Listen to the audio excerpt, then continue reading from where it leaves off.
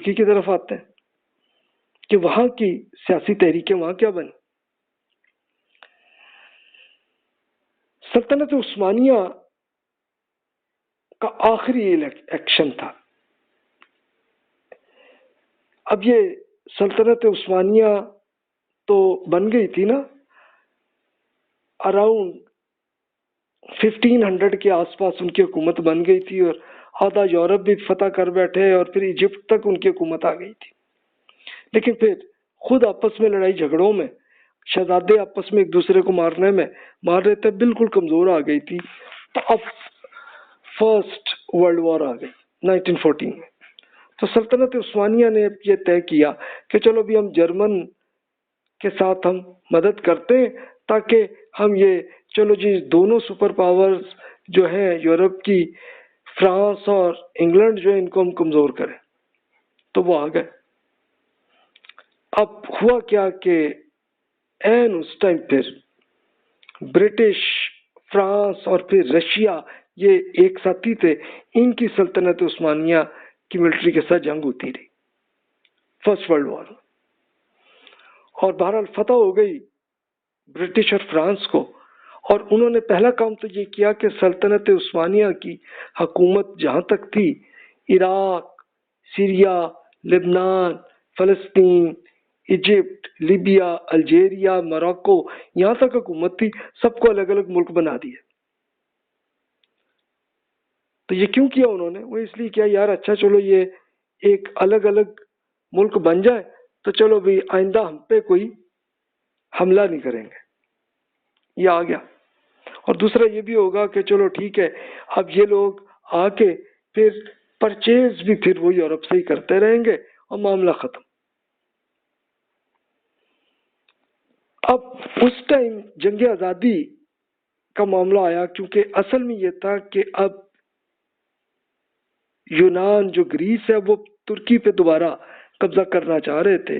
تو اس کے ایک مین صاحب تھے، کمانڈر تھے مصطفیٰ کمال. انہوں نے ایک ٹھیک ٹھاک گریس کے ساتھ جنگ کی، اور 1919 to 1922 یعنی 3 سال تک یہ جنگ چلتی رہی. اور پھر at the end of result یہ ہوا کہ ایک باقاعدہ حکومت مصطفیٰ کمال کو مل گئی. ان کو انہی کو اتا ترک کہتے ہیں. اتا ترک کا مطلب ترکی کا ابا جی. اب کمانڈر ان چیف جو تھے ان کی حکومت پھر بنی، اور انہوں نے 1938 تک کی، لیکن چل سلطنت عثمانیہ کے بادشاہ بھی زندہ تھے. تب سلطنت عثمانیہ ملٹری کی انہوں نے ایک یہ اسٹریٹجی بنائی تھی کہ ایک پورا ماڈرنائز کریں. یعنی کیا تھا، سلطنت عثمانیہ کو فیل ہو گیا تھا یار ہماری ملٹری اتنی کمزور ہے، تو انہوں نے اس کے لیے یہ خود انہوں نے جرمن اور برٹش اور فرانس سے ٹریننگ کے لیے اپنے امپلائیز کو بھیجا تھا. تو اس میں مصطفیٰ کمال بھی تھے. تو وہاں پہ وہ گئے تھے. تو اب وہ بالکل نوجوان جو ترک جتنے آئے تھے، تو یہ آپ کو یاد ہوگا کہ جب ہم نے سلطنت عثمانیہ کی اسٹڈی کی تھی تو ان کے یہاں ایک ینگ ترک ایک باقاعدہ ایک ملٹری بنتی تھی. تو اسی ملٹری کے مصطفیٰ کمال تھے، اور ان میں قوم پرستی بہرحال تھی، نیشنلسٹ وہ تھے، اور وہ چاہتے تھے کہ اپنی ترکی کو میں آزاد تو کروں. لیکن یورپ کلچر سے متاثر ہوئے تھے، اور بالکل وہ یورپ کلچر پہ کو پسند کرتے تھے، ویسے ہی ہونا چاہتے تھے. تو اب ہوا یہ کہ جب مصطفیٰ کمال نے ترکی کو آزاد کر دیا اور گریس کی ملٹری کو نکال دیا، تو اب پھر یہ ہوا کہ پھر انہوں نے یہ طے کیا کہ یہ سلطنت عثمانیہ اس کی خلافت سب ختم کروں. 1924 میں انہوں نے کیا، اور ساتھ ہی انہوں نے یہ بھی کیا کہ ایک باقاعدہ آئین یہ بھی بنا دیا کہ سیکولرزم کا ایک جبری فروغ انہوں نے کر دیا کہ جناب بالکل سیکولر رہو. اس کی وجہ کیا آتی کہ سلطنت عثمانیہ میں ایک مذہبی کلچر تھا، کیونکہ وہ خلیفہ کہلاتے تھے نا اپنے آپ کو، تو اور ممالک کے بھی لوگ ان سے عقیدت رکھتے تھے. تو چلو بھی ان کو تاکہ سرے کوئی ختم کرو اور معاملے کو ترکی میں بالکل سیکولر بناؤ. پھر اس کے بعد مذہبی لباس پہ مثلاً انہوں نے کچھ بالکل یورپین کلچر کو بنانے کی کوشش کی. مذہبی لباس چھوڑو، بند کرو. خواتین کا ایک تعلیمی تبدیلیاں کی اور ایک مغربی کلچر کا فروغ، جیسے میوزک اور انہی کے ہی لباس اور یہ سارے ویسے ہی بننے لگ گئے ترکی میں. یہ 1924 آنورڈ کا یہ معاملہ ہوا. مذہبی فقہی قوانین جتنے تھے ان سب کو کینسل انہوں نے کیا. فقہائے اشرافیہ کو مکمل خاتمہ ان سب کو نکال دیا اور ایک جدید اشرافیہ کا ایک مغربی کلچر بنا دیا. یعنی جدید اشرافیہ کیا ہے کہ یہ ایلیٹ جو اب نئی بنی ہے تو وہ سارے وہ جو پڑھ کے آئے جو بالکل یورپین کلچر کے مطابق آئے، وہ آ گیا. انہوں نے یہ بھی کیا کہ رسم الخط میں بھی تبدیلی کی. اسکرپٹ انہوں نے پہلے ترکی زبان کا وہ عربی میں تھا، لیکن اب انہوں نے رومن حروف میں کرنا شروع کیا. پھر انہوں نے یہ بھی آرڈر دیا کہ اذان، نماز اور قرآن کی زبان میں بھی آپ ترکی زبان میں کریں، تو وہ بھی انہوں نے تبدیلیاں کی. پھر مدارس اور خانقاہیں جو مذہبی لوگوں کی ہوتی تھیں اس پہ پابندی کر دی. پھر یکساں تعلیمی نظام بنایا کہ جو خود گورنمنٹ ہی کا آئے گا، اور آمرانہ نظام حکومت جس کو ڈکٹیٹرشپ کہتے ہیں وہ بن گئی. یعنی یہ بالکل وہی کلچر انہوں نے بنا دیا جو رشیا میں سوویت یونین نے جیسا بنایا تھا، تو سیم وہی کلچر انہوں نے کر دیا. اچھا، کر تو دیا، پھر کیا ہوا؟ پھر اس کے بعد ترکی کی دینی سیاسی تحریکیں شروع ہو گئی. یعنی اب مذہبی لوگ تو تھے نا ترکی میں، وہ کیا کرتے؟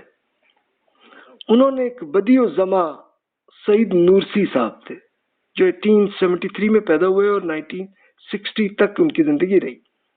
انہوں نے دور جدید کے مسائل پر کتابیں لکھی اور تفسیر قرآن انہوں نے لکھی اپنی ترکی زبان میں، اور تعلیم اور شاگردوں پہ بڑے اثرات آنے لگے تھے. انہوں نے مذہب اور سائنس کی ہم آہنگی کرنے کی کوشش کی تھی کہ بھی یہ سائنس پہ اب سب متاثر ہیں، اس کا دین سے کوئی ایشو ہی نہیں ہے، کوئی پرابلم نہیں ہے. اور پھر انہوں نے عقل اور دین کا تعلق وہ قائم کرنے کی کوشش کی اور کمالسٹ حکومت کا جبر رہا. اب یہ کمالسٹ کسے کہتے ہیں؟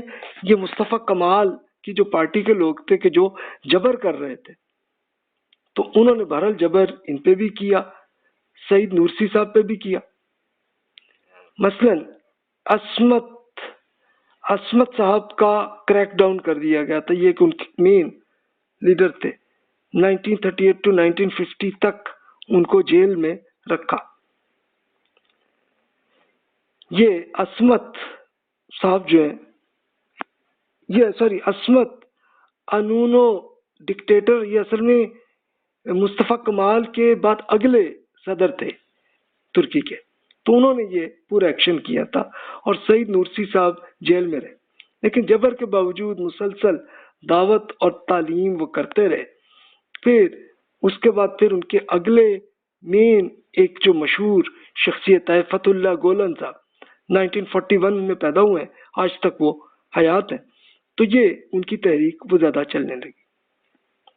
پھر اخوان المسلمون اور جماعت اسلامی کی کتابوں کا بھی، جیسے مثال کے طور پر تفہیم القرآن کا ترکی میں ترجمہ ہوا اور عوام پہ اثرات آنے لگے کہ یار ہم لوگ تو بہت سیکولر ہو گئے ہیں، دین کو بالکل ہی چھوڑ بیٹھے ہیں، اس کی طرف آئے. کمالسٹ پارٹی میں بھی ایک اصلاح ہوئی. ان کو بھی آئیڈیا آیا یار ہم نے بہت شدت پسندی کی، اس کو کم کریں.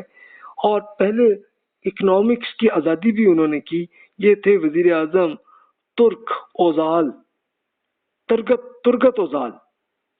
1989 to 1993 تک ان کی حکومت رہی ہے. تو انہوں نے ایک بڑی اصلاح کی. اصل میں پورے وہی جو کمیونسٹ طریقے کے مطابق انہوں نے ترکی کو چلایا تھا، تو انہوں نے اس کو بالکل اکنامکس کو اوپن کیا، آزادیاں دی. تو پھر اس کا رزلٹ یہ ہونے لگا کہ ان کی اکانومی بہتر ہونے لگی. ورنہ ترکی کا آپ یہ امیجن کریں کہ 1990 میں ہم بچپن میں ہی 1980s میں ہم سنتے ہوتے تھے کہ بھی ترکی میں تو اگر ایک روٹی آپ نے کھانی ہے نا تو اس کے لیے آپ کو 3 ملین لیرہ آپ کو چاہیے. کہ یہ حیثیت تھی ان کی اکانومی کی، کیونکہ کمیونزم جیسا رشیا کو تباہ کر چکے تھے، پھر اسی طرح چائنا کو کر چکے تھے، سیم ترکی میں بھی ہو گیا تھا. لیکن اب ترگت اوزال نے امپرومنٹ کی تو اب آ کے پھر یہ ہوا کہ ایک طرف دینی اعتبار سے بھی ایک آزادی آنی شروع ہوئی اور اس کے ساتھ ساتھ دوسری طرف بھی آنے لگے. ملی گورش نورسی تحریک وہ آئی، سرمایہ کاری بھی انہوں نے، انویسٹمنٹ بھی کی، schools, universities, T V channels وہ بنائے تو ان کی دعوت زیادہ پھیلنے لگی. مذہبی سیاستدانوں کی عوامی خدمت بھی وہ کرتے رہے. ان کی پارٹیز بنی سعادت پارٹی، انصاف و ترقی پارٹی، AKP. یہ ظاہر ترکی زبان میں اور طرح کی ہوگی، میں نے اس کا ترجمہ کیا ہوا ہے، مجھے ترکی زبان نہیں آتی، میں نے انگلش میں اس کا دیکھا تھا اور اس کو ایسے ترجمہ میں نے اردو میں کر لیا اس کا.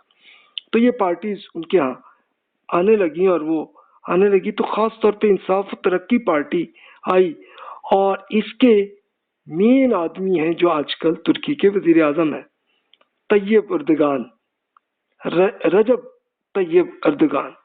2002 سے آج تک ان کی حکومت چل رہی. اصل میں انہوں نے کیا کیا تھا کہ کرپشن اور شدت پسندی کے خاتمے کی کوشش کی اور وہ بڑی کامیاب رہی ان کی.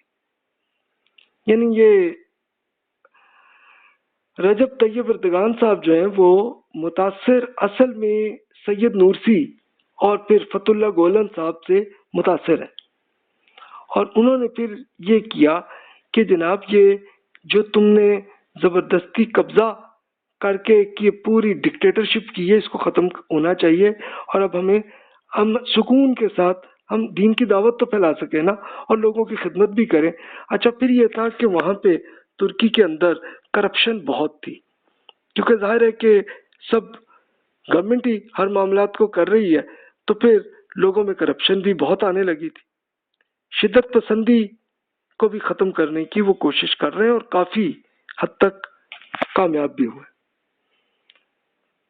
تو جناب یہ تین بڑی تحریکیں کہ جو خلافت راشدہ جیسی لانے کی کوشش کر رہے تھے، اخوان المسلمون، جماعت اسلامی اور پھر اب یہ نورسی تحریک کو لے لیجئے، تو رزلٹ تینوں کا کیا آیا فیصلہ آپ خود کر لیجئے کہ کامیاب کون ہوا. اس کے ساتھ ساتھ کچھ اور علاقوں کی تحریکیں الگ چل رہی تھیں اور وہ ابھی بھی جاری ہیں. مثلاً